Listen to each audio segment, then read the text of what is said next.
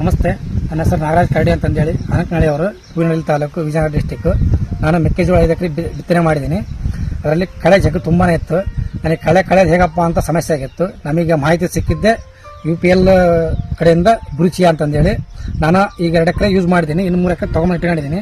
But ಈ ಹಂತದ ಇರ್ತಕ್ಕಂಥ ಟೈಮಲ್ಲಿ ನೀವು ಯೂಸ್ ಮಾಡಿದಪ್ಪ ಅಂದರೆ ಪ್ರತಿಯೊಂದು ಕಳೆನೂ ಕಂಪ್ಲೀಟಾಗಿ ಡ್ರೈ ಆಗಿ ಹೋಗುತ್ತೆ. ಯಾವ ತೊಂದರೆ ಆಗಲ್ಲ. ಮೆಕ್ಕೆಜೋಳ ಅಂತ ಏನಾಗೋದಿಲ್ಲ.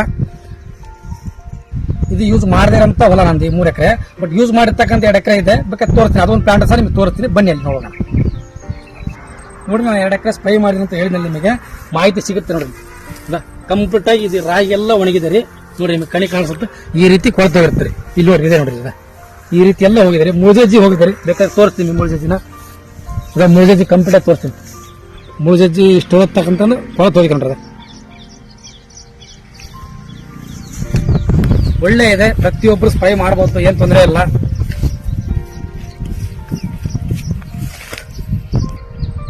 ಎಲ್ಲ ರೈತರು ಈ UPL ಕಂಪನಿಯ ರುಚಿಯನ್ನ ಯೂಸ್ ಮಾಡಿ ಮೆಕ್ಕೆಜೋಳನ ಕಾಪಾಡಿಕೊಳ್ಳಿ. ಕಳೆನಾಶಕದಿಂದ ಮುಕ್ತಿ ಹೊಂದಿ ಎಲ್ಲರೂ.